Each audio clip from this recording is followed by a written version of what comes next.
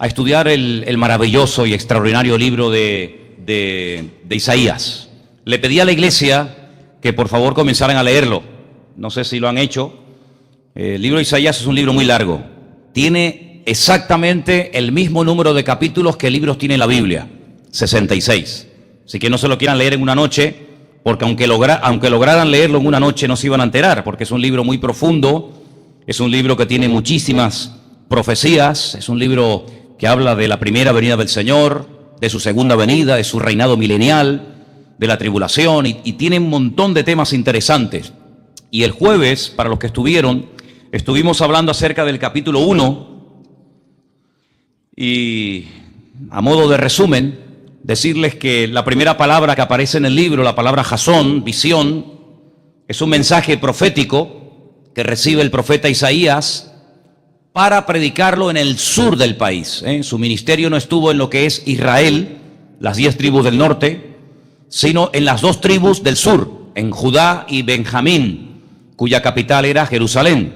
Ustedes pueden leerlo en el versículo 1, capítulo 1:1. Y este hombre tuvo un ministerio muy amplio durante muchos años y predicó, expuso su mensaje durante el reinado de 4 reyes. Vimos que eran Usías, Jotán, Acaz y Ezequías. Estos 4 reyes, de los 4, 3 fueron buenos, 1 fue terrible. El tercero, Acaz, fue tan terrible que pasó a su hijo por el fuego, dice la Biblia. Pero los demás fueron buenos reyes. Y digamos, para mí el versículo clave del capítulo 1 es el versículo 4. Si quieren, si me miran esto, porque me estamos viendo las hojas de la Biblia. El versículo 4 dice: oh gente pecadora, pueblo cargado de maldad, generación de malignos, hijos depravados. El texto original dice corruptos. Aparece la palabra corruptos en la Biblia. Que dejasteis a Dios, provocando a ira al Santo de Israel, y os volvisteis atrás.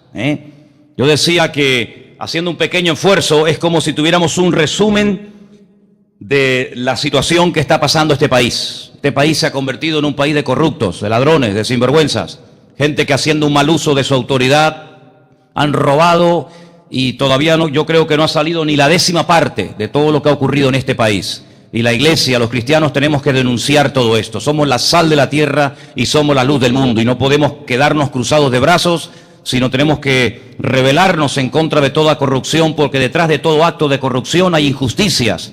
Detrás de toda injusticia está Satanás, que es un ladrón que viene a hurtar, viene a matar y viene a destruir. Y no es la voluntad de Dios que 4 o 5 señores, por muy políticos o banqueros que sean, se peguen la gran vida a costa de millones y millones de personas que en este país lo están pasando realmente mal. Y esta es la situación social y política y espiritual en la que tuvo que enfrentarse y desenvolverse el profeta Isaías. Un ambiente de corrupción, de inmoralidad. No solamente los llama a esta gente corruptos, sino que en el versículo 10, como vimos el jueves, a los líderes les llama el profeta Isaías príncipes de Sodoma, pueblo de Gomorra. Hablamos mucho de Sodoma y Gomorra, pero esta gente llegó a superar en maldad, en depravación, en corrupción, aquellas ciudades que todos conocemos. Si vamos, por ejemplo, al versículo 23, dice que sus príncipes se habían convertido en prevaricadores, en pervertidos. Esa es la palabra más fuerte que emplea el texto original. Pervertidos, compañeros de ladrones, que amaban el soborno, se vendían por dinero. Si tenían que condenar al inocente, lo hacían. Si tenían que soltar al culpable, lo hacían. Todo por cobrar dinero. Dice que van tras la recompensa, tras el lucro. Y vimos cómo en la Biblia, a lo largo de la historia, hay personas que se prostituyeron espiritualmente hablando, por amor al dinero. Dice la Biblia que el amor al dinero, no el dinero en sí, el amor al dinero es la raíz de todos los males. Y la Escritura dice que un pseudo profeta llamado Balaán se vendió, se prostituyó espiritualmente hablando para maldecir al pueblo de Israel por dinero. Y dice que subía a lo alto de las cumbres, a lo alto de las montañas, porque un tal Balac, un rey pagano, le había pagado, le había sobornado para que él maldijera al pueblo de Israel. Pero la Biblia dice que cada vez que intentaba maldecir al pueblo de Dios, no podía, porque dice que en vez de palabras de maldición, el Señor sacaba de su boca palabras de bendición. Pero sabemos que siempre ha habido personas que han utilizado incluso hasta el ministerio para lucrarse, para pegarse la gran vida a costa de las desgracias ajenas, ¿verdad? Y esta es la situación en la que se encontró el profeta Isaías. Pero hoy vamos a hacer un salto, Vamos a ir capítulo tras capítulo, semana tras semana, pero hoy vamos a dar un salto hasta el capítulo 5. Vamos a hablar del capítulo 2, del 3, del 4 en su debido momento, pero hoy quiero hablar acerca de los ayes que aparecen en el libro de Isaías. Algunos ayes que aparecen en este magnífico libro. El primero lo encontramos en el capítulo 5, versículo 8. Isaías, capítulo 5, versículo 8. ¿Lo tienen, hermanos? Dice así la palabra de Dios: ay de los que juntan casa a casa y añaden heredad a heredad hasta ocuparlo todo. Hay de los que lo quieren comprar y tener todo. La miseria, la pobreza tiene siempre un límite. Hay un momento en el que la gente ya no puede más. Sin embargo, la avaricia, dice la Biblia, que es como la sanguijuela. Siempre quiere más y más y más. Y aquí el Señor está haciendo un llamamiento al peligro de caer en el error de creer que porque mucho tenemos, mucho valemos. Y es todo lo contrario. Hay personas que, como no son nada, tienen que demostrar que son algo o alguien a través de lo que tienen. Y ahí se hace realidad en ellos el refrán que dice: tanto tienes, tanto vales. Y el Señor dice a través de su siervo Isaías: ay de los que compran y compran y compran y compran y no dejan nada para nadie. O incluso compran lo que otras personas con tanto sacrificio han intentado tener a lo largo de su vida, pero que no les queda más remedio que desprenderse de ello, porque no les queda más remedio.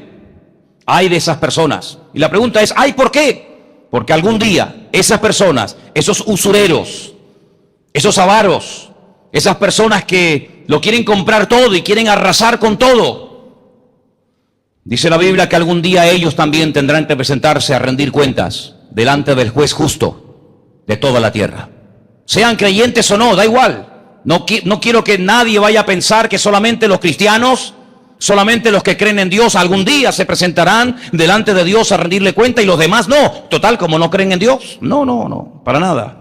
La Biblia dice que todo ser humano algún día tendrá que postrarse ante la presencia del Señor y rendirle cuentas por todo cuanto hicieron. Y la Biblia dice: ay de aquellos materialistas, usureros, personas que le dieron lugar a la codicia, haciendo daño a los demás. Versículo 11: ay de los que se levantan de mañana para seguir la embriaguez. Todavía no han terminado con la borrachera de hoy y ya están pensando en la de mañana. Y es como un círculo vicioso. Sueltan una y agarran otra, sueltan una y agarran otra. Ay de los que le dan lugar a las bebidas y se convierten en auténticos esclavos. Y hemos visto y hemos conocido gente así. Gente que es más fácil verlos siempre borrachos que en algún momento de su vida serenos. Personas que ya confunden si es de día, si es de noche, que no saben ya ni cómo se llaman ni dónde están. Ay de aquellos que se levantan y lo único que piensan, dice, que es en la bebida.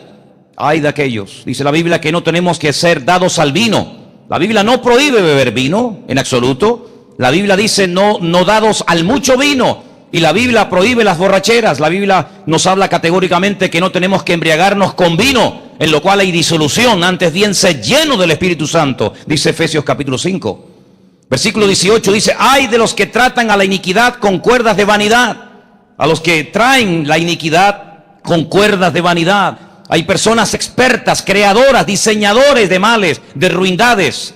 Personas que tienen la capacidad a través del arte, de la música, de la moda, de la pintura, etcétera, etcétera, de atraer ruindades y atraer maldades y presentarlas como modas, presentarlas como parte del modernismo, presentarlas como parte de una vida europea, moderna, abierta, etcétera. Hay de aquellos, ¿verdad?, que emplean su influencia en la sociedad, en el mundo del deporte, en el mundo de los medios de comunicación, etcétera, para atraer lo negativo, lo malo, lo pecaminoso, lo pernicioso, como si fuera algo bueno para la sociedad. Hay de aquellos, y hay muchos, lamentablemente, que usan eso.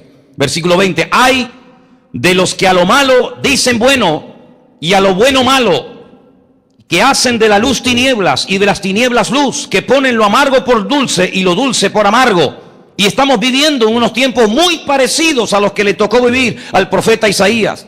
Hoy en día el que defiende valores, el que defiende aspectos morales, el que se decanta o se identifica como un creyente en Dios, el que dice que lee la Biblia, el que cree que hay un Dios creador, etcétera, etcétera, dice que es una persona anticuada, ridícula, caducada en el tiempo. Sin embargo, toda aquella teoría rara y extraña, eso es lo bueno. Y hemos llegado a un punto en el que a veces hay personas que se sienten como auténticos bichos raros, como personas que no encajan en ninguna parte. Hay muchos jóvenes que se sienten así cuando van a estudiar a la escuela, al instituto, a la universidad. No encajan, ¿por qué? Porque el más mínimo comentario ya es objeto de burla. Te identificas como cristiano, ahí empiezan todas las burlas. Te identificas como creyente en Dios, ahí empiezan todas las risitas y los sarcasmos contra esa persona. Y vivimos en unos tiempos así, donde todo lo pecaminoso, todo lo vergonzoso, todo lo que va en contra de la palabra de Dios se ha vendido y se ha infiltrado y se ha apoderado del estilo de vida de la sociedad, como que es algo bueno, es algo normal. Son opciones diferentes a las que hemos tenido a lo largo de toda la existencia humana. Pero sin embargo, cuando hablas de lo normal, de lo bíblico, de lo coherente, de lo racional, automáticamente eso es malo. No tiene ningún sentido. Hay de aquellos que han cambiado los valores. Hay de aquellos que han tirado por tierra toda la moral y se han convertido en auténticos degenerados y encima con poder. Versículo 21. Hay de los que son sabios a sus propios ojos y de los que son prudentes delante de sí mismos. Personas que se ponen sus propios límites, personas que se ponen sus propios conceptos, sus propias ideas. No, yo no lo veo tan malo. Al fin y al cabo yo soy una buena persona. Al fin y al cabo yo soy una persona solidaria. Yo ayudo a niños del tercer mundo. Yo tengo una niña, un niño apadrinado. Yo he dado tanto dinero a no sé qué causa social o de la índole que sea. Hay de los que solamente son buenos a sus propios ojos. Y siempre yo he dicho que si quieres realmente saber si eres bueno, si realmente eres honesto, si realmente vives en la verdad, no te compares con el que es peor que tú, porque siempre habrá gente que es peor que nosotros, ¿sí o no? Pero si nos miramos a la luz de los ojos de Dios, si nos comparamos con Él, ¿somos buenos? ¿Somos realmente tan inteligentes y tan santos y tan puros y tan espirituales? Si te comparas con el asesino, con el pedófilo, con el terrorista, con el criminal, claro que eres un santo. Pero si nos comparamos con Dios, vamos a ver después, cuando vio Isaías la gloria de Dios, la presencia del Señor, la realidad de lo que es Dios, vamos a ver después cómo reaccionó. Versículo 22. Hay de los que son valientes para beber vino y hombres fuertes para mezclar bebida. ¿Cuántas veces hemos visto en televisión imágenes de un chico que se echa la cabeza para atrás, le ponen ahí una manguera con un embudo, ya hay 3 o 4 o 5 o 6 a su alrededor y empieza cada uno a echar una botella de un licor diferente? Y sale en televisión y lo publican en Facebook y sale por ahí por YouTube y sale por todas partes y vienen de todas partes de Europa, ¿verdad? A ser valientes y a presumir. Fíjate cuánto he bebido y si me tengo que tirar por el balcón abajo de un 7º piso me tiro porque tengo una valentía que tú no tienes.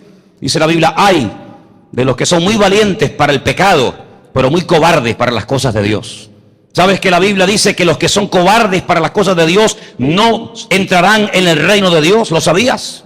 Dice, ni los adúlteros, ni los fornicarios, ni los hechiceros, ni los que se acuestan con varones. Sin embargo, la palabra de Dios habla claramente acerca de qué tipo de valentía es la que Dios busca. El Señor busca gente valiente que se atreva a identificarse en medio de la sociedad como un hijo de Dios. Y no le dé vergüenza decir en tu trabajo, sí, yo creo en Dios. Pero sin embargo, esa valentía hoy en día no está de moda. La valentía muchas veces consiste en eso, en mezclar bebidas, hacer todo tipo de locuras, todo tipo de disparates. Y digo una cosa entre paréntesis. He conocido gente que antes de conocer al Señor fueron muy valientes, entre comillas, para hacer todo tipo de barbaridades, todo tipo de locuras. Sin embargo, después no tienen tanta valentía para predicar el Evangelio, para servir al Señor, para vivir por fe. Antes sí, hacían locuras y se tiraban y hacían cualquier cosa rara y extraña. Sin embargo, después de que se convierten al Señor, se convierten como en personas miedosas, asustadizas, tímidas. Y qué bueno sería que también fuéramos valientes para predicar el Evangelio y decir, el Señor es mi Salvador, lo adoro y lo amo con toda mi fuerza y con todo mi corazón. Amén, hermanos. Dice la Biblia: los que justifican al impío mediante cohecho y al justo quitan su derecho y consumen el rastrojo y la llama devora la paja. Así será su raíz como podredumbre y su flor se desvanecerá como polvo, porque desecharon la ley de Dios, de los ejércitos, y abominaron la palabra del Santo de Israel. ¿Quién habla hoy en día de Dios en los medios de comunicación? ¿Qué político, en qué tertulia, en qué canal de televisión o de radio o en qué periódico se exalta el nombre de Dios, se habla del Señor? Nadie habla de Dios en este país. Nadie, absolutamente. Ni desde el rey hasta el último de la fila. Es como si a Dios lo hubieran arrasado y lo hubieran arrancado de su vocabulario. Y no es que no conozcan la Biblia, porque hace poco vimos a unos políticos en pleno Parlamento español ahí lanzándose versículos los unos contra los otros. No es que no conozcan la palabra de Dios, porque la conocen. Y muchos de ellos han sido criados en ambientes católicos y en ambientes, digamos, religiosos, sino que simplemente no les conviene, no les interesa hacer la voluntad de Dios. ¿Por qué? Porque se ha entronizado el ego. Son ellos los señores de su vida, no consultan con Dios, no le preguntan al Señor, no se humillan delante del Señor. ¿Qué diferencia ver en la Biblia personajes, por ejemplo, como David, que era mucho más sabio y más espiritual que toda esta pandilla de ladrones y de sinvergüenza que tenemos en nuestro país? David era un hombre de Dios, el hombre que dice que conforme al corazón de Dios, un hombre que buscaba la voluntad de Dios, un guerrero que pedía permiso para ir a la guerra. Él podía haber dicho: yo no tengo que pedirle permiso a nadie, yo llevo mi cuerpo llevo de cicatrices, he matado leones, he matado osos, he hecho guerras en el nombre del Señor, pero siempre consultaba con el Señor, siempre se humillaba delante del Señor, siempre pedía la dirección del Señor, el respaldo de Dios, y eso que era un hombre importante y con una influencia tremenda. Sin embargo, esta gente que nos lidera ni cumplen con su religión, ni siquiera con la religión que dicen tener cumplen, sino que dicen una cosa y luego hacen otra completamente diferente. A ese punto hemos llegado. Si nos vamos al capítulo 10, versículo 1 del mismo libro de Isaías, capítulo 10, versículo 1, encontramos otro ay muy interesante. Dice así: ay de los que dictan leyes injustas y prescriben tiranía. Nosotros no podemos prescribir leyes. Nosotros no podemos cambiar ninguna ley, no podemos modificar el Código Penal, nosotros no podemos hacer leyes para la juventud, ni para los casados, ni para los solteros, ni para los parados, ni para los autónomos. No podemos, no tenemos esa autoridad. Sin embargo, hay gente que tiene esa autoridad. Sin embargo, hay gente que tiene ese poder. El pueblo ha delegado en ellos la autoridad, la confianza, para que dicten leyes justas, para que favorezcan a todos y no a unos cuantos. Sin embargo, dice la Biblia que en los tiempos de Isaías y en nuestros tiempos también hay personas que han dictado leyes injustas, y yo me atrevería a decir incluso leyes antibíblicas. ¿Cuántos dicen amén? ¿Habrá una ley más injusta que el aborto? Se habla mucho del derecho de la mujer a abortar. ¿Y quién defiende el derecho de la criatura a vivir? Es más importante defender el derecho de una mujer a abortar que defender el derecho de una criatura que no tiene a nadie que lo defienda porque ni siquiera puede hablar. Pues a ese punto hemos llegado. Y más de 150.000 criaturas del año pasado terminaron en el cubo de la basura de muchas de las clínicas que repartidas por este país se encuentran. ¿Por qué? Porque es un derecho.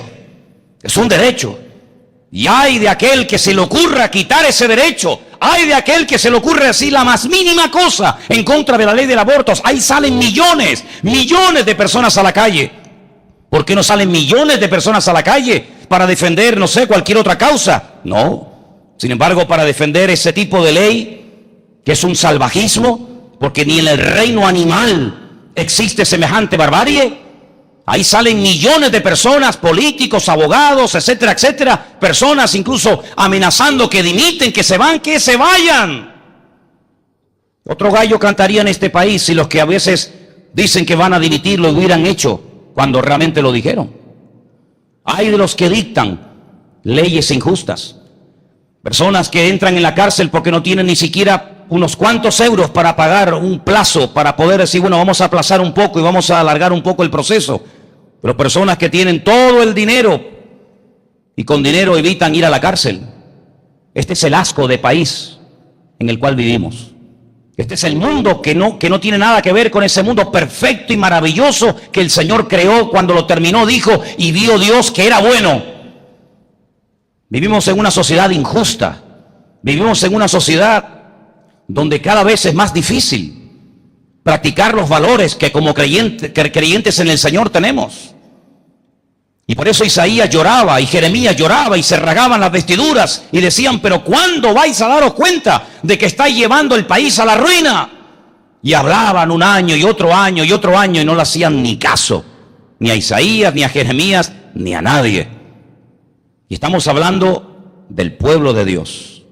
Estamos hablando de un pueblo que, como vimos el jueves pasado, fue exaltado y fue bendecido como ninguna otra nación en la tierra ha sido ni será jamás tan bendecida. Y hablábamos de tres cosas, tres hechos irrepetibles en la historia de la humanidad que este pueblo al cual le está predicando el profeta Isaías experimentó en carne propia. Primero, fueron comprados por el Dios Todopoderoso, por el Creador, por el Eterno. Fueron sacados de la esclavitud en Egipto. Nadie había hecho eso por ningún pueblo.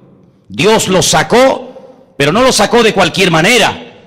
Lo sacó, hermanos, demostrando que todas las divinidades y el mismísimo faraón no servían absolutamente para nada. Y sacó a ese pueblo de la esclavitud después de 4 siglos.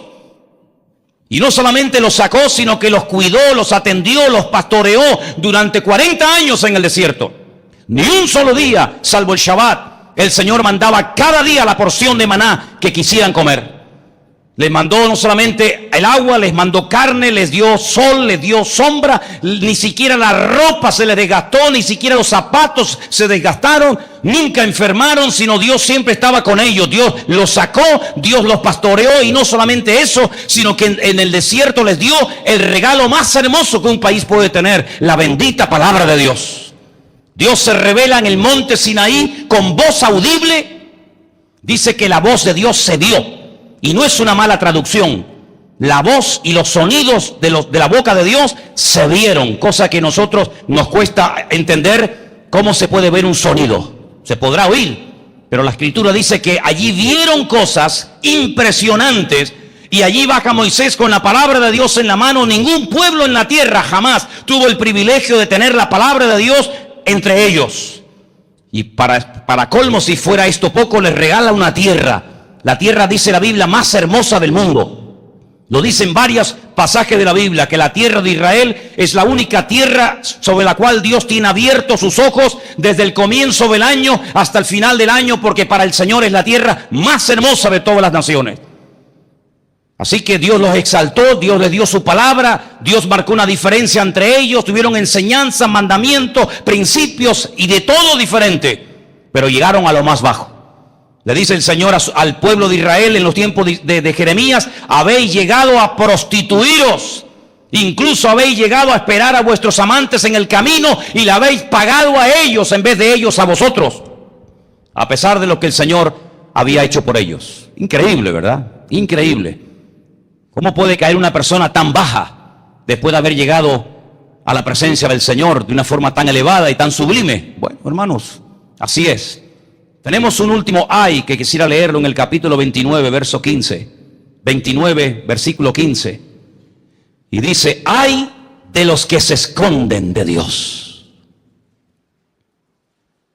Increíble este concepto, ¿verdad? Isaías 29, 15. Ay de los que se esconden de Dios, encubriendo el consejo, y sus obras están en tinieblas. Y dicen: ¿quién nos ve? ¿Quién nos ve y quién nos conoce? Lo terrible no es que creen que se pueden esconder de Dios, sino lo terrible es que creen que Dios no los va a encontrar. Dije el otro día y lo vuelvo a repetir hoy, que Adán no era un ateo, Adán no era un pagano. Adán sabía perfectamente que él era el producto de las manos de Dios. El único hombre que no tuvo ni padre, ni madre, ni antepasado, porque él fue el primer hombre que Dios creó con el poder de su palabra. Sin embargo, es un hombre que creía en Dios, pero se escondía de Dios, creyendo que Dios no lo iba a ver y creyendo que Dios no lo iba a encontrar. Y hay gente así que va por la vida. Hay gente que piensa que puede esconderse de Dios, que pueden huir de Dios, y Dios como que no se entera, como que no sabe lo que esa persona ha hecho o está haciendo.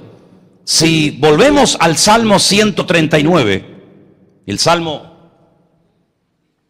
que en esta tarde se ha leído, para mí el Salmo 139 es uno de los más hermosos y profundos de todo el libro de los Salmos. Y hay 150. Este es uno de los más profundos. Porque aquí incluso el rey David habla incluso de la genética y de cómo Dios creó y entretejió el genoma humano dentro del vientre de la mujer. Dice, me entretejiste, y habla del genoma humano, habla de cómo Dios diseñó al embrión para que posteriormente se convirtiera en un ser humano. Y este hombre, por revelación de Dios, en el verso 7, Salmo 139, 7, dice, ¿a dónde me iré de tu espíritu? ¿A dónde? Algunos tenían el concepto de que Dios vivía en Israel, o que mejor dicho, Dios estaba en Israel, pero donde realmente vivía era en Jerusalén. De ahí que Jonás dice que quería huir de la presencia del Señor, creyendo que Dios no tenía jurisdicción fuera de la frontera de Israel, y cogió un barco y se fue en dirección contraria a Nínive, porque dice que huía de la presencia del Señor. Este hombre que conoce a Dios, este hombre que sabe cómo es Dios y vive entroncado con Dios, dice, ¿dónde me voy a esconder de su espíritu? ¿A dónde huiré de su presencia? Y ahora dice cosas muy interesantes. Si subiere a los cielos, allí tú estás. Si en el Seol hiciere mi estrado, he aquí, allí tú estás. Si tomare las alas del alba y habitar en el extremo del mar, aún allí me guiará tu mano y me asirá tu diestra. Si dijere, ciertamente las tinieblas me encubrirán, aún la noche resplandecerá alrededor de mí. Aún las tinieblas no encubren de ti, y la noche resplandece como el día. Lo mismo te son las tinieblas que la luz. Lo mismo. Porque tú formaste mis entrañas y tú me hiciste en el vientre de mi madre. Y ahí sigue relatando cosas realmente increíbles. David sabía perfectamente que era inútil esconderse de Dios. Que incluso aunque el hombre no se enterara de lo que había cometido como pecado, Dios lo sabía perfectamente. La Biblia nos enseña que David mandó a matar al marido de Betsabé. ¿Cómo se llamaba? Urías. Escribió una carta. Nadie sabía el contenido de la carta. Ponme a este hombre en primera línea y cuando salgan los de la ciudad, déjenlo solo. David no abrió su corazón, no le contó a nadie su plan. Y esa carta se la mandó a través del mismo Urías. Urías la entrega. El capitán la lee y lo ponen en primera fila. Y cuando salen los de la ciudad, dice la Biblia que lo atacan y lo dejan solo y muere. Y le llega la noticia al rey. Tu enemigo Urías ha muerto. Ok, muy bien. Como dice el refrán, el vivo al hoyo y el muerto al bollo. No hay problema. Pero no te olvides que hay un papelito dando vueltas, ¿eh? No te olvides que en el bolsillo del líder o del general de Israel está la carta, ¿eh? Y esa carta salió tiempo más tarde. Hizo un daño tremendo en la vida de David. Porque el suegro la utilizó. Y a través de uno de los hijos de David, Absalón, el rebelde, el traidor, le intenta hacer un golpe de estado y matar a su mismísimo padre. Y para demostrar que va en serio, dice, póngame una tienda de campaña en la azotea del palacio de mi padre y tráigame a todas sus mujeres y concubinas que me voy a acostar con ellas para que vean que me ha hecho abominable entre mi padre y que no quiero saber nada con ese hombre, con ese sanguinario. David pensaba que su plan había salido perfecto, nadie se había enterado. Dice, pero esto que hizo David fue desagradable ante los ojos de Dios. Por eso el rey David, que sabe todas estas vivencias, conoce perfectamente que de Dios uno no se puede esconder. Y puede poner cara de niño bueno. Y puede decir sí cuando fue no. Y puede decir no estuve cuando estuviste. Y puedes decir lo que quieras. Y puede montarte la película que tú quieras. Y poner cara de bueno. Y poner cara de santo. Y levantar la mano. Y gloria a Dios. Todo lo que tú quieras. Pero David dice, ¿dónde me voy a esconder de la presencia del Señor? ¿Dónde? ¿Crees que Dios solamente nos ve cuando nos reunimos aquí? Y cuando salimos de este lugar, cuando estás solo, Él no te ve. ¿Has llegado a ese punto? ¿Crees que te puedes esconder como Adán intentó esconderse de Dios? ¿Crees que hay un lugar? ¿Crees que hay un sitio donde puedes pecar y nadie se enteró? Amigo, no estés jugando con doble baraja. No estés creyendo que puedes pecar fuera y arrepentirte dentro, porque un día te quedas seco en el sitio donde está, mi amigo. Así como te lo digo. Es tiempo de que dice la Biblia que el juicio empiece por la casa de Dios. Y es tiempo de que nos demos cuenta de que Dios nos mira en lo privado y en lo público. Y aunque ofrendes, aunque diezmes, aunque alabes, aunque hables en lenguas, aunque levantes las manos, lo que quiera, el Señor sabe perfectamente lo que somos en la intimidad, cuando nadie nos ve, pero Él sí nos ve, cuando nadie nos oye, pero Él sí nos oye, y cuando nadie nos conoce, Él nos conoce, lo sabe perfectamente. Por eso el Señor dice, ay de toda esta gente que hacen leyes injustas y que creen que nadie los va a ver y que no pasa nada y que hagamos lo que nos dé la gana, el mundo es nuestro. Ay de toda esa gente. Porque algún día uno detrás de otro como corderos tendrán que pasar delante de la misma presencia de Dios y rendir cuenta delante del Señor. Y a veces Dios no dice más, no porque no quiera decir, sino porque te ama y no quiere descubrirte de momento. Pero no abuses de la misericordia de Dios, porque Dios ya te ha dado tiempo. Y si no juegas en el tiempo de Dios, te la estás jugando. Vengan conmigo al libro de Isaías, al día que Dios lo llama. No está en orden cronológico, evidentemente no está en orden cronológico porque en el capítulo 1 empieza a predicar y en el capítulo 6 Dios lo llama. Debería estar el llamamiento al principio, porque sin llamamiento no podría haber comenzado su ministerio. Pero da igual, en el capítulo 6, Isaías dice, en el año en el que murió el rey Usías, ese año en el que murió el rey Usías, dice Isaías, yo vi al Señor sentado sobre un trono alto y sublime, y sus faldas llenaban el templo. Es interesante notar este dato. Yo vi al Señor, yo vi su presencia y su gloria cuando murió el rey Usías. Si le damos la vuelta al texto, podríamos decir, ¿y por qué hasta que no murió el rey Usías, la gloria de Dios estaba como detenida? Bueno, yo lo dije el otro día que el rey Usías fue un buen rey durante muchos años, muy buen rey. Dios lo prosperó, Dios lo bendijo, pero en la última etapa de su vida hizo algo terrible.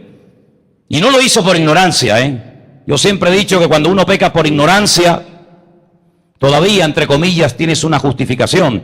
Pero cuando pecas porque sabes lo que estás haciendo, después de haber recibido el conocimiento de la verdad, estás entrando en un camino muy, muy peligroso. Y en este terreno, cuando uno peca deliberadamente, como dice el libro de Hebreos, hay una característica típica, y es que se pierde la sensibilidad. No se siente mal pecando. Y esa es una de las evidencias de que ya entró en un camino muy peligroso, que ya ni siente ni padece, peca y no se siente mal. Es capaz de predicar y acaba de pecar. Es capaz de hablar del Señor o de alabar a Dios y hace 10 minutos la estaba liando.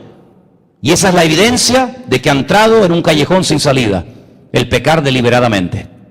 Y Usías entra en el templo y dice, yo hoy quiero presentar el sacrificio, quiero presentar el incienso al Señor. Los sacerdotes le dicen con todo respeto, tú no puedes, oh rey Usías. La unción que Dios te ha dado no es para ser sacerdote, sino para ser rey. Sal de aquí, tú no puedes ni siquiera estar en este lugar. Pero Usías no hizo caso. Usías creía que porque había estado tantos años en el trono y era un buen rey, prosperado y bendecido, él podía hacer lo que le daba la gana. Total, no pasa nada. Dice la Biblia que ese mismo momento quedó leproso. Brotó la lepra en su frente y cuando le vieron le dijeron, sal de aquí corriendo porque estás inmundo en la casa de Dios. Y dice que vivió hasta el resto de sus días en una casa aparte del palacio en Jerusalén, leproso. ¿De qué sirve haber vivido toda la vida bien si al final lo echas a perder? ¿Podrán las justicias del justo el día que se apartare de ellas librarle del juicio de Dios? Dice no. ¿Podrán ser un impedimento los pecados del pecador el día que se apartare de ellas y se arrepintiere y buscare al Señor? Pues tampoco. En otras palabras, no es vivir del tiempo de gloria, no es vivir de las glorias del pasado, sino la pregunta es: ¿cómo estoy hoy yo delante de la presencia del Señor? No es cómo estuve ni cómo me gustaría estar, sino cómo estoy hoy delante de Dios. Uzías fue un buen rey, prosperado, bendecido, usado por el Señor, pero echó a perder su vida en el último momento. Y la gloria del Señor quedó como interrumpida, quedó ahí como frenada. Pero cuando él muere, la gloria del Señor vuelve otra vez a manifestarse. A veces hay hogares que no tienen la bendición de Dios porque uno de los dos está en desorden y está impidiendo que su mujer o su marido o sus hijos vivan en la bendición de Dios, porque él o ella es un impedimento, es un tapón para que la gloria del Señor se manifieste en esa familia. Así de claro. Y es interesante notar que cuando Uzías muere, automáticamente el Señor se manifiesta. ¿Pero a quién se manifestó? ¿A todo el país? No, a todo el país no. ¿Cómo se va a manifestar a todo el país? Si el profeta Isaías llegó a decir: este pueblo se acerca a mí con sus labios, pero su corazón está muy lejos de mí. El Señor llegó a decir en el capítulo 1, lo vimos el jueves, dice: estoy harto de vuestro sacrificio, me tienen harto y cansado de vuestras sabbat y de vuestras fiestas solemnes y de vuestra luna nueva. Todo lo queréis arreglar con la religión, todo lo queréis arreglando, lo queréis arreglar haciendo cosas, pero lo importante y lo principal no lo hacéis, que es obedecerme a mí. Es muy fácil traer un cordero y después seguir haciendo lo que me da la gana. Es muy fácil venir y decir: no, hoy es Shabbat, hoy es el día de no sé qué, hoy es el día no sé cuánto. El Señor dice: venid y estemos a cuenta. No lo queráis arreglar siempre todo con liturgias y con mandamientos, sino que lo que yo realmente busco es un pueblo que me obedezca y que se someta a mí. Por eso no vieron la gloria de Dios, solamente la vio Isaías. Y me llama mucho la atención porque Isaías dice algo que ya hemos leído en varias ocasiones. Dice, por ejemplo, en el versículo 5, entonces dije: ¡ay! ¿De quién? De mí. ¡Ay de mí, que soy muerto! Porque siendo hombre inmundo de labios y habitando en medio de un pueblo que tiene labios inmundos, han visto mis ojos al Rey, al Señor de los ejércitos. Lo he visto. He visto su gloria. He visto su presencia y su poder, lo he visto. No soy digno, ay de mí. Es interesante que no dice ay de los demás, ay del sacerdocio, ay del pueblo, sino dice ay de mí. Pablo también dijo lo mismo, ¿sabéis? Pablo dijo: ay de mí, ay de mí. Miserable de mí, decía Pablo, ¿quién me librará de este cuerpo de muerte? Sin embargo, dice la Biblia que uno de los serafines salió volando en dirección a donde él se encontraba, teniendo en su mano un carbón encendido tomado del altar con unas tenazas, y tocando con él sobre mi boca me dijo: he aquí que toco tus labios, quito tu culpa y limpio tu pecado.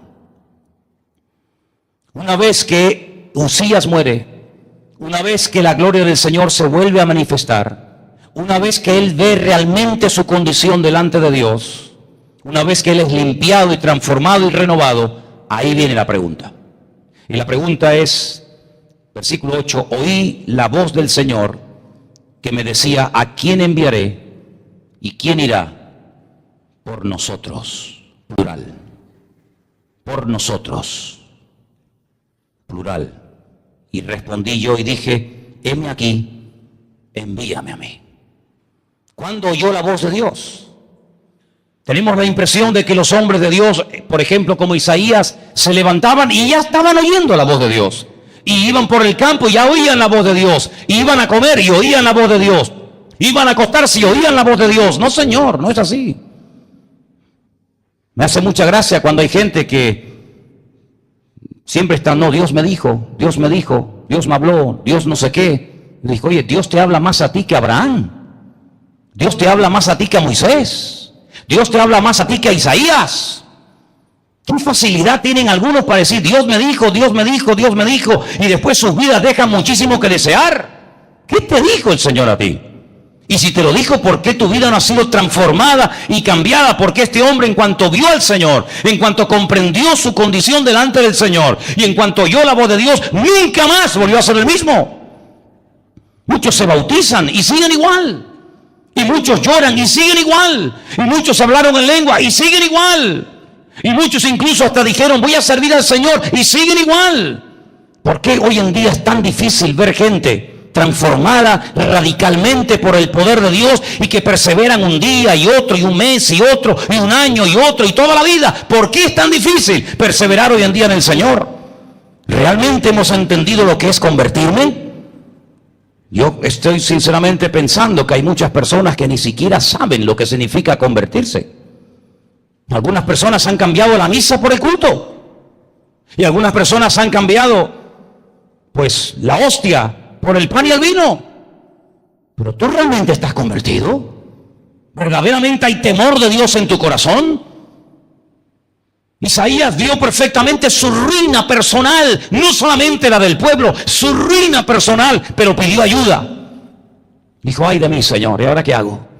Y el Señor lo restauró, el Señor lo limpió, el Señor lo perdonó. Y eso es lo primero que tiene que comenzar a verse más en nuestra vida.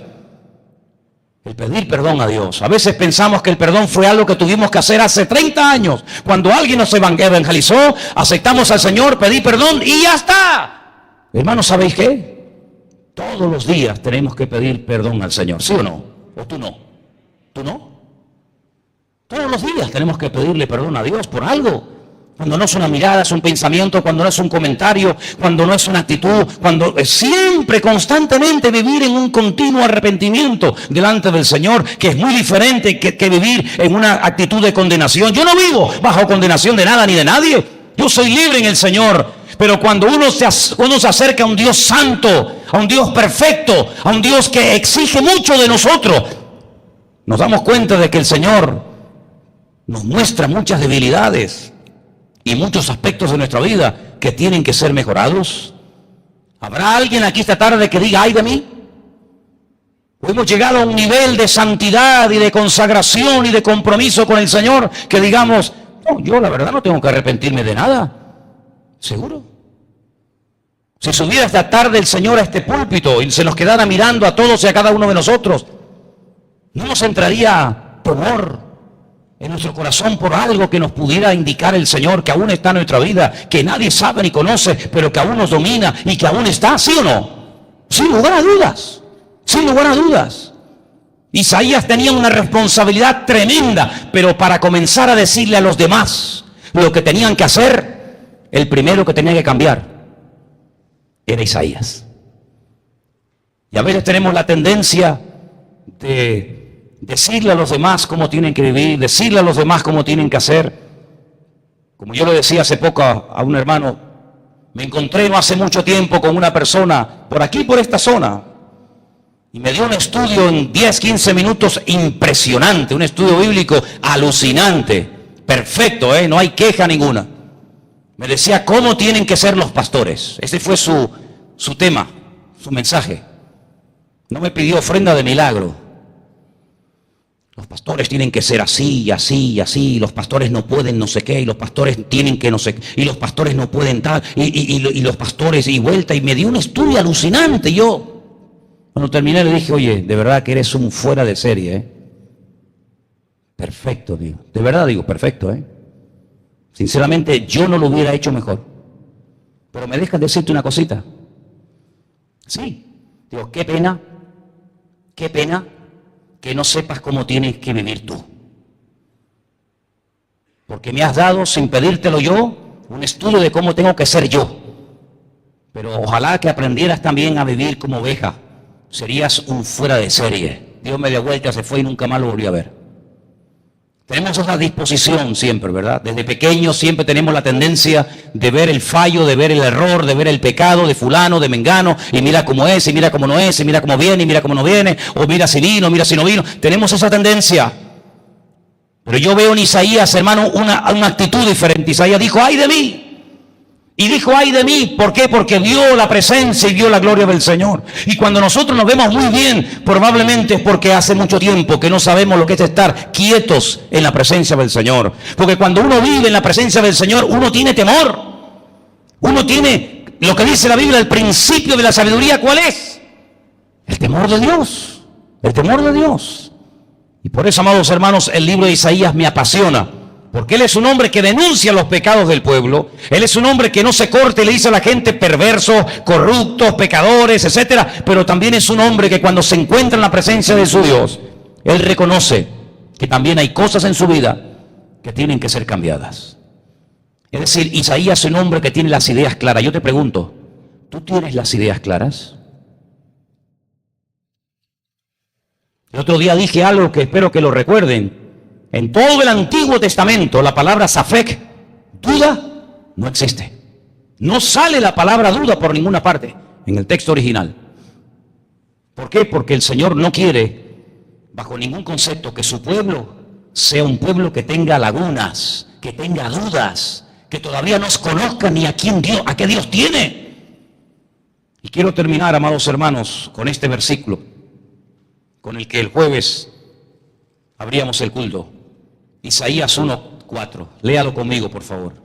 Isaías 1:4. Dice así.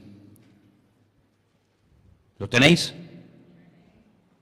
Oh gente pecadora, pueblo cargado de maldad, generación de malignos, hijos depravados, que dejaron al Señor, provocaron a ira al Santo de Israel y se volvieron atrás. Fíjate lo que les dice. Primero, lo que son: pecadores, pueblo cargado de maldad, generación o pueblo de malignos, hijos depravados, o como les dije antes, corruptos. Pero ahora dice, ¿por qué llegaron a esa situación? No fue algo así que de la noche a la mañana pasaron de ser buenos a ser malos, o de ser santos a ser pecadores. No, no. El motivo, la razón por la que su vida había llegado a ese extremo es porque primero dice, dejasteis al Señor. Y cuando uno deja a Dios, la Biblia nos enseña que atrae sobre su vida la ira del Santo de Israel. En otras palabras, las consecuencias de la desobediencia, las consecuencias de vivir de espaldas a Dios, no las vemos claras, hermanos. No vemos cómo España ha entrado en un callejón sin salida, en un país que da pena verlo, donde uno siente hasta vergüenza ajena. El primer país de Europa que permite el matrimonio entre homosexuales. El primer país, ni Francia, con todo lo liberal que ha sido durante toda su vida. Nosotros fuimos los primeros. Y fuimos el primer país que aceptó la famosa Constitución Europea. ¿Os acordáis de aquello? ¿Y quién que escribió esa Constitución? ¿Quién la hizo? Alguien tuvo que redactarla. Alguien tuvo que poner sus artículos, sus estatutos, punto 1, punto 1A, 1B. ¿Quién escribió eso? Jacques Chirac, expresidente de la República Francesa, jefe de los Illuminati, de los masones, grado 33 de Europa. Amigo, ¿qué te parece? ¿Qué te parece? Un hombre que llegó a decir que si un hombre quería casarse con un animal, no veía nada mal en hacerlo, con tal de que sea un ser vivo. Usted quiere casarse con una gallina y tener una gallina por suegra, adelante, no hay ningún problema. Quiere casarse con un burro, quiere casarse con un faisán, quiere casarse con un pavo, no hay ningún problema. Seamos modernos. Cuanto más raro, más modernos seremos. Así fue. ¿Y cómo ha ido España cayendo en picado y en picado de una forma terrible, terrible? Pero cuando no llueve, o cuando hay tragedias, o cuando hay desgracias, la gente hacía como antaño, como en la Edad Media. Recurría a los santos, a las vírgenes, y los sacaba de los templos y les daba una vuelta por el pueblo para pedir piedad y misericordia, para pedir agua, como hacían los sius en el viejo oeste, que danzaban alrededor de una hoguera pidiendo el agua, ¿no? La danza del agua. Increíble. Un país con tantas contradicciones en sí mismo. Un país donde hemos visto y donde estamos viendo cada día que personas que realmente han vivido una vida correcta, esforzándose y trabajadora, han perdido paulatinamente todos y cada uno de sus derechos. Y personas que se han aprovechado y han vivido del cuento y han abusado y han robado son los señores y los amos de España. ¿Y todo esto es casualidad? No. Estamos sufriendo las consecuencias espirituales, morales y económicas y sociales de todo el despilfarro, de todo el desorden y de toda la corrupción moral y espiritual que este país, desde el más alto hasta el más bajo, ha consentido y ha permitido. Y creíamos nosotros, los españoles, que a nosotros no nos iba a pasar nada, porque siempre hemos sido de Quijotes por la vida. Siempre hemos ido por la vida diciendo, como aquí no se vive en ninguna parte, como aquí no se come en ninguna parte del mundo. Personas que no han salido ni de la calle, ni del barrio donde han vivido toda la vida, hablando de cómo se vive en otros países y ni siquiera han salido del barrio donde han vivido y crecido toda la vida. Y Dios nos está mostrando que al que se enaltece va a ser humillado. Y España, hermanos, ha entrado en un callejón sin salida, pero yo no quiero, bajo ningún concepto, que a nosotros nos atrape este espíritu y no nos demos cuenta de que tenemos una tremenda responsabilidad. Hermano, hermana, usted en su colegio, en su universidad, en su trabajo, en su instituto, donde quiera que vivas, vive diferente, habla diferente, compórtate diferente, no seas igual de ruin, no pagues mal por mal, porque Dios nos ha llamado a bendecir aunque nos maldigan. Y Dios nos ha llamado a ser diferentes. Ahora hay que ser diferente. Antes no era tan difícil. Ahora que cuesta. Ahora hay que ser diferentes. Ahora hay que ser honrado. Cuando alguien se equivoca en el cambio que te dio, no diga gloria a Dios, el Señor me dio una bendición. No, mire, usted se equivocó en el cambio. ¿Quién sabe si la persona que le dio de más lo está probando para ver si realmente usted es quien dice que es o es un farsante? Ha llegado el momento cuando nuestras conversaciones, nuestra forma de hablar, nuestros hijos, nuestros jóvenes, tienen que ser diferentes en medio de un país que ya no hay punto de referencia. ¿Cuál es el punto de referencia en esta nación? ¿Cuál es? ¿La derecha? ¿La izquierda? ¿El centro? ¿Los de arriba? ¿Los de abajo? ¿Cuál es el punto de referencia? No hay. España ha perdido el norte, está en coma. ¿Por qué? Porque le han dado las espaldas a Dios. Y hasta que España no se humille ante la presencia del Señor, desde el rey hasta el último de la cola, hasta que no se humillen delante de Dios y se dejen de vivir del cuento y se dejen de vivir de apariencias y dejen ese espíritu de soberbio que tenemos, España no levantará y restaurará esta tierra. Podrán engañarnos con milongas, podrán decir lo que quieran, pero el gran problema de esta nación es un problema espiritual, porque han querido sacar a Dios de todas partes y lo han conseguido, Pero amados, el Señor nos ha puesto a nosotros aquí como a Isaías. Isaías estaba solo ante el peligro, ¿sabes? Isaías no tenía 1,000, 2,000, 3,000, 4,000, 20,000 hermanos que lo apoyaran en oración, que estuvieran con él. Él estaba más solo que la una. Nosotros, gracias a Dios, no estamos solos. Cuando ibas al carnaval, mirabas el reloj. Cuando ibas al carnaval, mirabas la hora para llegar a tu casa. Cuando ibas a las discotecas, decías, uy, es tarde, me está esperando mi madre, ¿verdad que no? Por eso en esta iglesia nunca pondré un reloj. Nunca pondré un reloj en esta iglesia.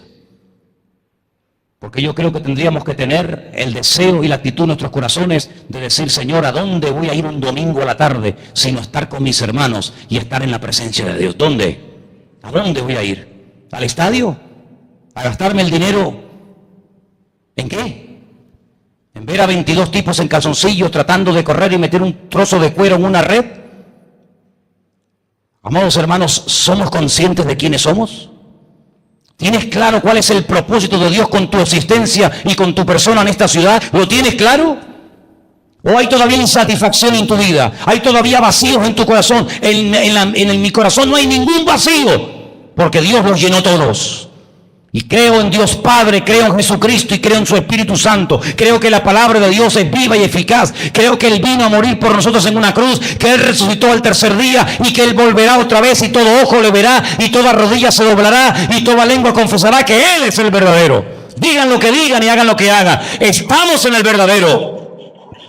No me cabe la menor duda, en absoluto.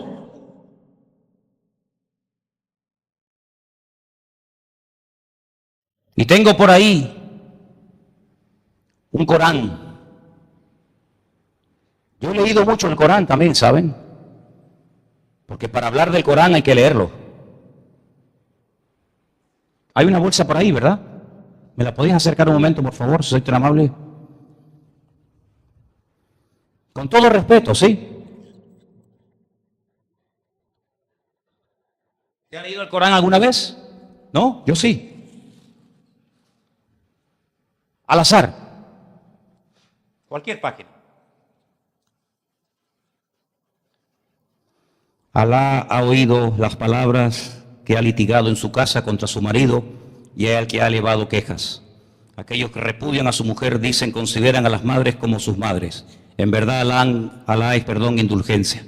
El que no haya cautivos para rescatar ayunará 2 veces. Los que repudian a la mujer formulan la separación perpetua y vuelven atrás, esposo divorciado. Como percibe Alá, sabe las cosas que hacéis. ¿Usted ha entendido algo? A lo mejor es que cogí una página equivocada.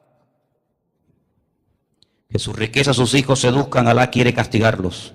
Cuando el sura que les instala a creer a Alá, ir a la guerra del profeta, desde lo alto los más acomodados solicitaron ser eximidos. Han preferido quedarse atrás, el sello ha sido imperado en sus corazones, no oyen nada. Alá ha preparado para ellos jardines regados.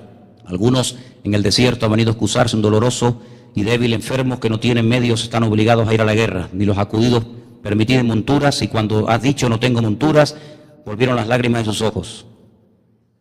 ¿Usted ha entendido algo?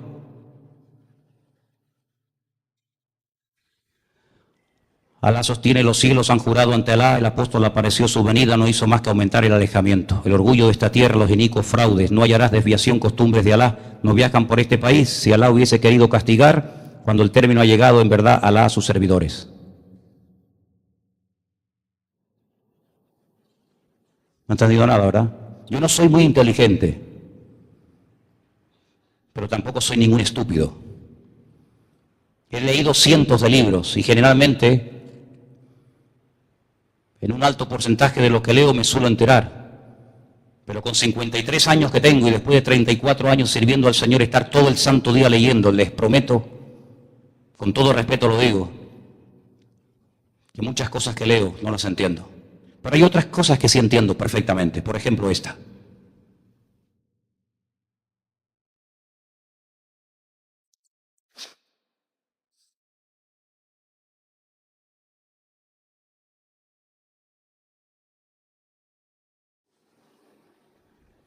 Quienes se nieguen a creer a nuestros signos, los acercaremos al fuego ardiente, y cuando su piel sea consumida por el fuego, los revestiremos con otra piel para alargarles el suplicio.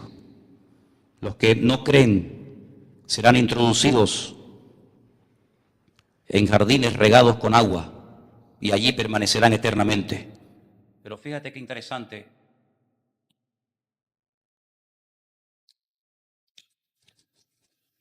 Miren qué interesante.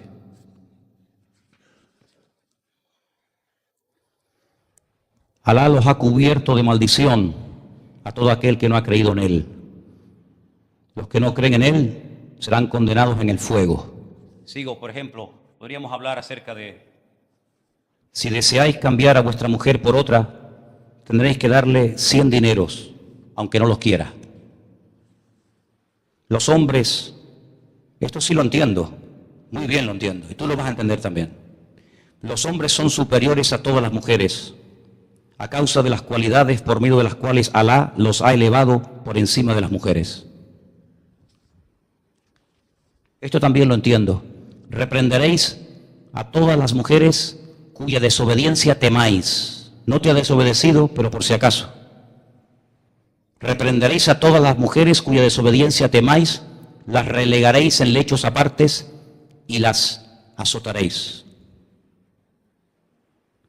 La palabra misericordia, la palabra perdón, la palabra segunda oportunidad y clemencia no aparecen en el Corán. Yo he conocido un Dios de misericordia, de perdón, y todos los que estamos aquí esta tarde, estamos aquí, ¿sabéis por qué? Porque Dios es clemente, pero lo ha demostrado. Dios es un Dios de misericordia y lo ha demostrado. Y Dios es un Dios que perdona y lo ha demostrado. Es un Dios lento para la ira, pero grande en misericordia. Pero ¿sabéis por qué hay tantas personas que todavía creen que hay otras religiones que le pueden dar más que Dios?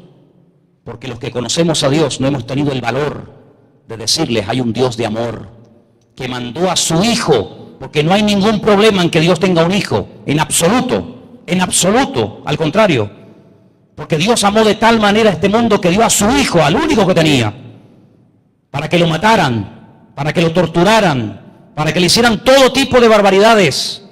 Ya habéis terminado con mi hijo, ya habéis hecho suficiente, ya habéis acabado con su vida, sí. Pues ahora a este que habéis rechazado, a este que habéis tirado por tierra, yo lo voy a levantar y lo voy a poner como punto de referencia para todas las naciones de la tierra. Y miradlo a él y seréis salvos, dice la Escritura. Eso es lo que hemos entendido del Evangelio. Por eso nos ha tocado vivir en un país de corruptos, sí, es verdad. Y nos ha tocado vivir en un país de paro y de injusticia, sí, es verdad. ¿Pero para qué?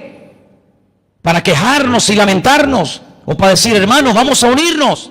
Vamos a levantarnos en pie de guerra y hacer, pero una verdadera revolución. Pero una revolución no con armas, no con guerra, no con espada, no con ejército, no con jabalina, sino del amor y del Espíritu Santo del Señor. Si somos capaces de mentalizarnos, si somos capaces de interiorizar que estamos en esta tierra no para pegarnos la gran vida, no para que despilfarre los recursos que Dios ha puesto en tu mano, sino para predicar las virtudes de aquel que nos llamó de las tinieblas a su luz admirable. En este país veremos milagros, veremos señales, veremos prodigios, pero es tiempo de que todo eso empiece por la casa de Dios, por nuestras vidas.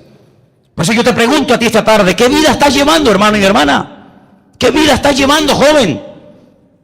¿Qué haces con tanto tiempo libre que tienes? ¿Qué estás haciendo con tu vida? ¿Sueñas para Dios?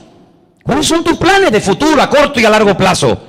¿Qué estás haciendo con tu carrera? ¿Qué estás haciendo con tus estudios? ¿Qué estás haciendo con tu matrimonio? ¿Qué estás haciendo con tus hijos? ¿Qué haces? Algún día todos tendremos que rendir cuenta delante de Dios. Y los dones que Dios te dio no son para que los uses en la gloria, no son para que los uses en la otra vida, son para usarlos aquí. Así que como decía el profeta Isaías, sacúdete del polvo, sacúdete del polvo y pon trompeta en tu boca y anuncia que el Señor viene pronto. Ahí donde estás, cierra tus ojos en esta tarde y pregúntate a ti mismo, ¿qué vida estás llevando? ¿Qué vida tú estás llevando? Trabajo, la casa, la iglesia, la casa, ¿esa es tu vida? ¿No te aburres?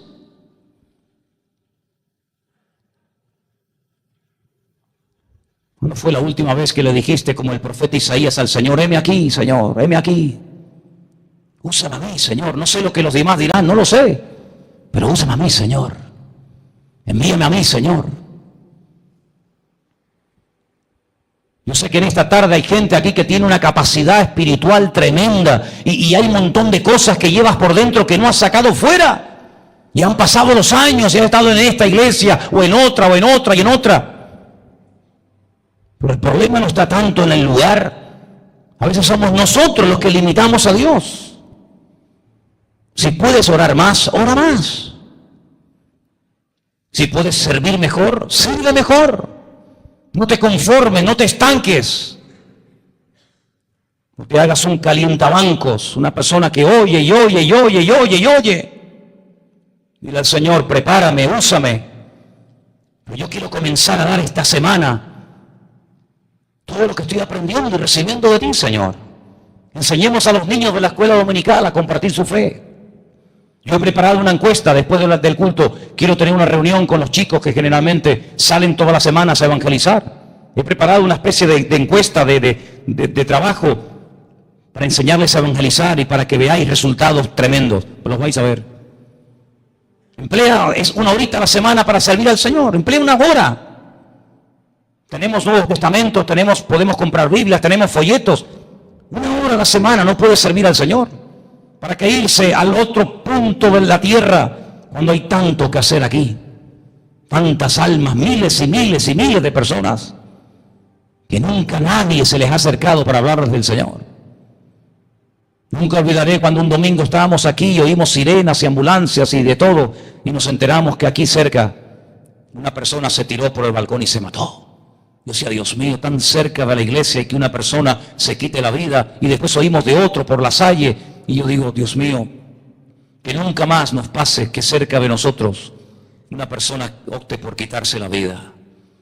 Conságrale tu vida al Señor, hermano. Conságrale su tiempo al Señor. Sea una persona más comprometida. Dedíquele más tiempo al Señor, a servir a Dios. Y ahí donde estás, dile: Dios mío, envíame a mí, úsame a mí, Señor. Si no sabes cómo, pregunta.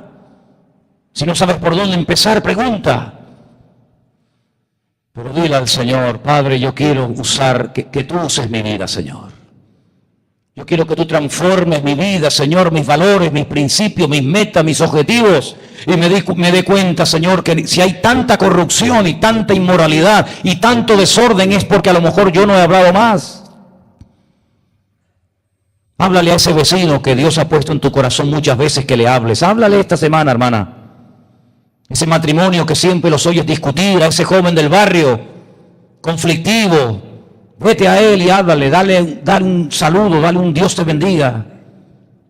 Acércate a alguien en esta semana. Acércate a alguien. Seguro que alguien está paseando por las calles de Santa Cruz, buscando, y nadie se le acerca. Ese alguien puede ser tú. Dile al Señor: ponme en esta semana, díselo, ponme esta semana, Señor, a ese hombre, esa mujer, ese chico, esa chica que está buscándote y nadie todavía se le ha acercado para hablarle del amor de Dios.